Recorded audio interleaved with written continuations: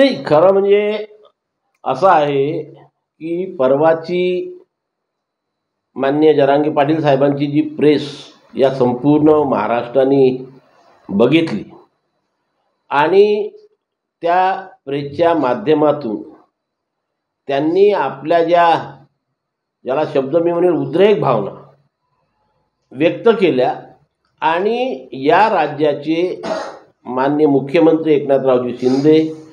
माननीय उपमुख्यमंत्री देवेंद्रजी फडणवीस आणि दुसरे उपमुख्यमंत्री अजितदादा पवार या तिघांवरही दोष लावले, तिघांनाही आरोपीच्या पिंजऱ्यात ठेवलं आणि सर्वात जास्त अतिरिक्त म्हणजे असं झालं की उपमुख्यमंत्री देवेंद्रजी फडणवीस यांच्याविषयी ते एवढ्या खालच्या स्तरावरती बोलले की या फुले शाहू आंबेडकरांच्या पुरोगामी महाराष्ट्रामध्ये, सुसंस्कृत महाराष्ट्रामध्ये अशा प्रकारची भाषा सामान्य आंदोलनकर्ता किंवा कार्यकर्ता बोलू शकत नाही. संविधानिक पदावर बसलेल्या एखाद्या व्यक्तीची जात काढणं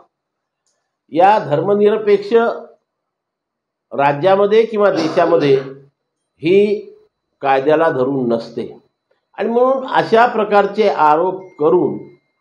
आता आंदोलनकर्ते आणि सरकार याच्यामधला संघर्ष सुरू झालेला दिसून येतो आहे की कालपर्यंत एवढे शांततेने समाजाचं आंदोलन सुरू होतं, समाजाला न्याय मिळत होतं, सरकार सकारात्मक दृष्टीने त्यांच्या प्रत्येक मागणीकडे लक्ष देऊन होतो, प्रतिसाद तशा प्रकारे मिळत होता आणि कदाचित प्रतिसाद मिळत असल्यामुळे कुठंतरी काय घडलं माहीत, पण अचानक हा जो पवित्रा जरांगे पाटील साहेबांनी घेतला तो खरंच निंदनीय आहे, समर्थनीय नाही आहे. अशा प्रकारची भाषा, वक्तव्य कुठल्याही आंदोलनकर्त्यांनी जे कुठलं सरकार असेल त्या सरकारच्या मुख्यमंत्री किंवा उपमुख्यमंत्र्यांच्या विरोधात करू नये हे सर्वांनी लक्षात ठेवायला पाहिजे.